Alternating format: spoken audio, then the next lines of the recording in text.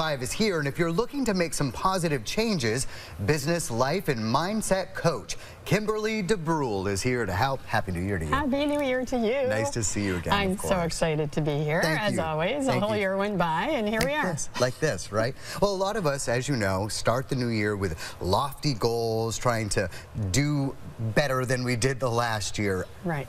But what do we do?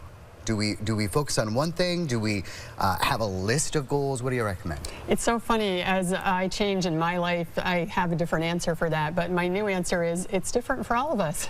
Some of us want to have 10 goals, 20 goals, 1 goal.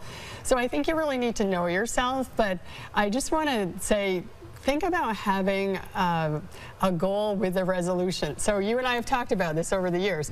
Is it a goal? Is it a resolution? People don't like that word. I think it's both together. So maybe if you have one goal and you become resolute about it, which means unwavering, I'm not going to give up. What's important about it, I'm going to get really clear, and then that one thing probably springs into a lot of other things too. A lot of us start off well. You know, we start the new year and, you know, we're gung-ho, we're getting it done. Yes. If we fall off the horse, how do we get back on? Okay, so I think first of all we fall off the horse because we weren't resolute about it. We just had this idea, which is a goal, and we forgot to figure out why it was important. So writing down what's important about it, and then if you do fall off, get that paper out where you wrote down what was important about it. Talking with some people on a call yesterday, I said, you know, if people, one thing you did this year is you wrote out what was important and what your goal was, and you read it every morning when you first got up. It might take 30 seconds. That could be life-changing for the whole year if it was just that one change that you made.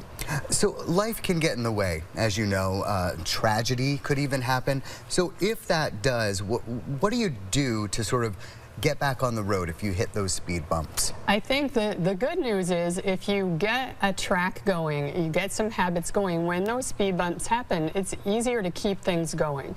So just remember that you're laying a foundation for when things do happen. You're going to be more resilient. You're going to be able to keep on track. If you're going through something hard, which so many of us are, and that's life, that's part of life, right? We know those things are going to happen.